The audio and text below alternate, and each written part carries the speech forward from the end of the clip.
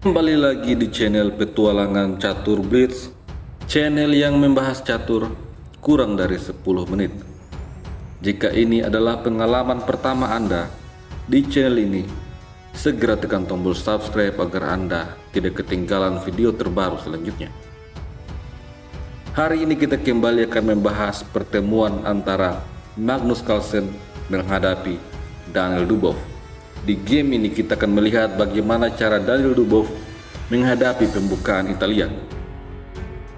Magnus Carlsen memulai dengan E4, kemudian E5 didorong dan kuda ke petak F3. Dubov menyeimbangkan kuda C6 untuk menjaga pion, setelah itu gajah C4. Ini adalah setup awal pembukaan Italia.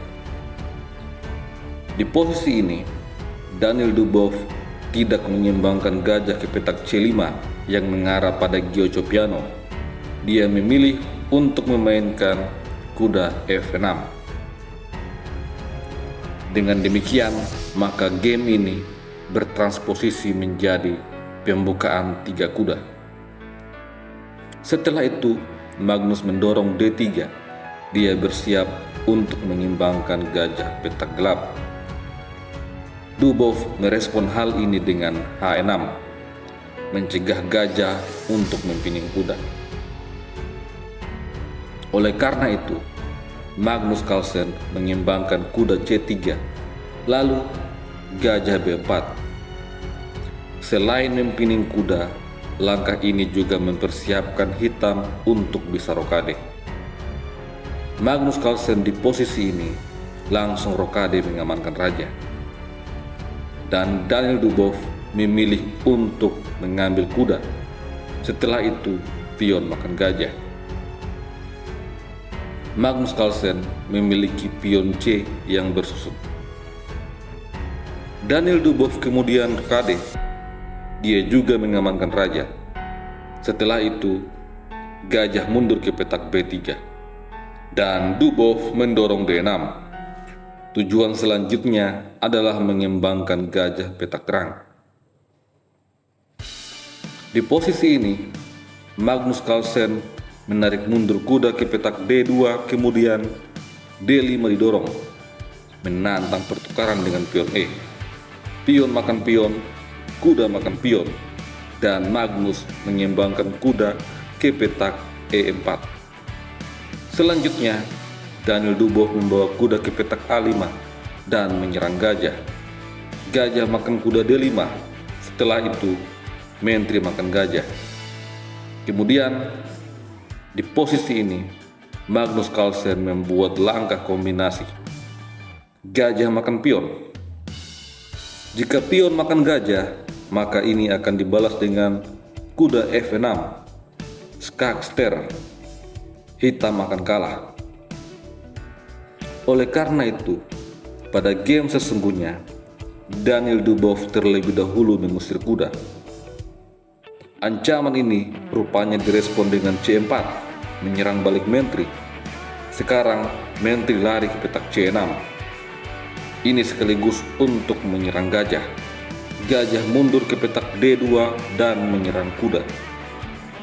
Kemudian, Dubov memilih pion makan kuda, membiarkan gajah makan kuda, lalu menteri G6. Dubov memiliki ancaman yang cukup berbahaya. Magnus Carlsen kemudian membawa menteri ke petak E2 untuk menyerang pion E, dan di posisi ini, Daniel Dubov membawa benteng ke F4 untuk menjaga pion. Gajah D2 ditarik mundur untuk menyerang benteng, dan gajah menyerang menteri.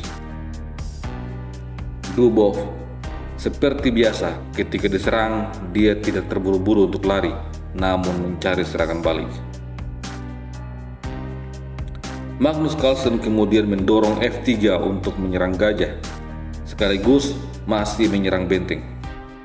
Di posisi ini, Daniel Dubov memainkan langkah yang sangat baik.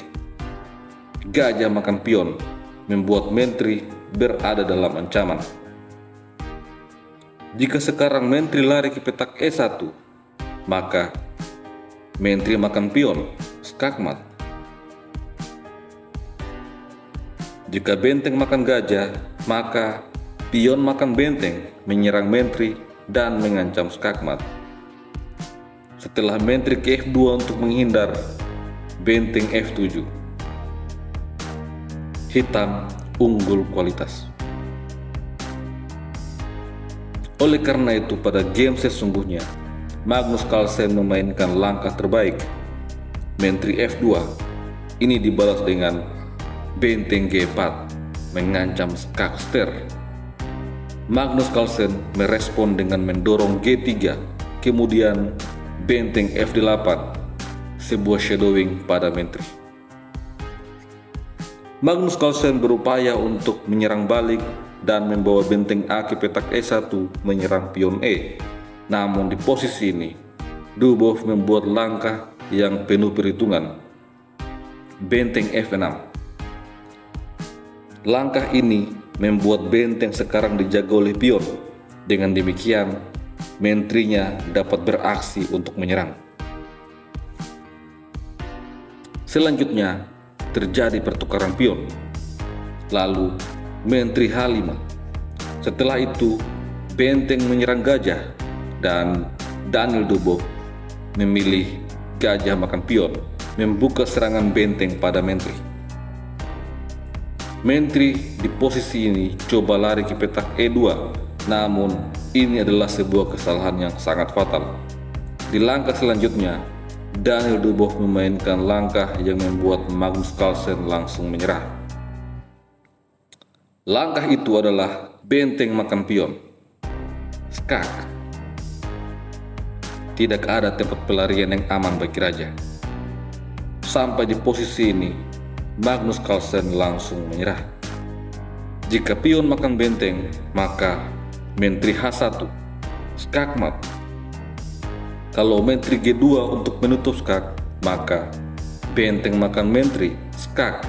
Raja harus lari ke petak H1. Setelah itu, Menteri makan pion. Sebuah skakmat yang sangat luar biasa. Sampai jumpa lagi pada video selanjutnya. Salam Gens Lunas Sumus.